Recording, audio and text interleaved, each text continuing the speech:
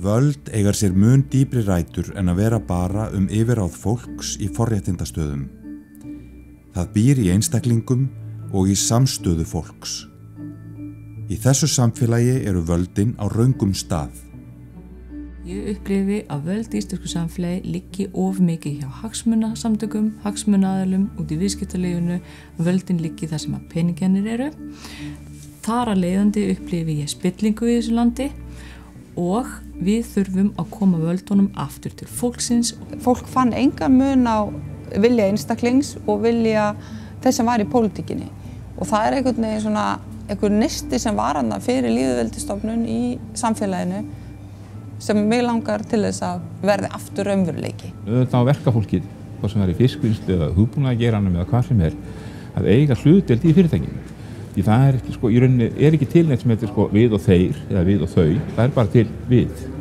Það var alltaf verið mér hulin ráðgáta hvernig það getur verið þannig að ég eigi lífeyrissjóð sem ég hef ekkert með að gera. Ég er aldrei spurður. Heldur að vera einhverjir aðrir sem að handla með þetta. Þegar ég var krakki fyrir austan, Alli Ríki átti allt þar á Eskifirði og hann réð bara hverjir eiginlega bjuggu á staðnum og hverjir bjuggu ekki. Hann réð hverjir fengu vinnu og allt slíkt.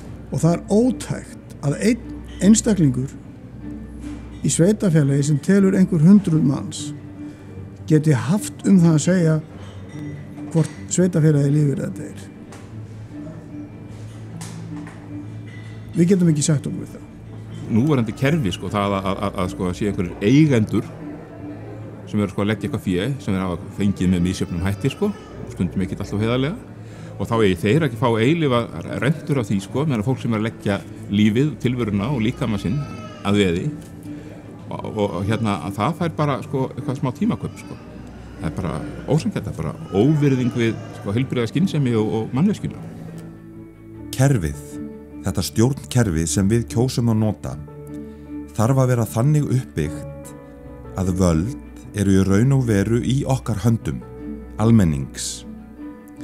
Það er margt núna tæknilega sem að gæti auðveldað okkur það. Aldrei fyrr höfum við haft neitt í líkingu við internet. Nú er möguleiki að byggja upp stjórnkerfi þar sem allir eru virkir.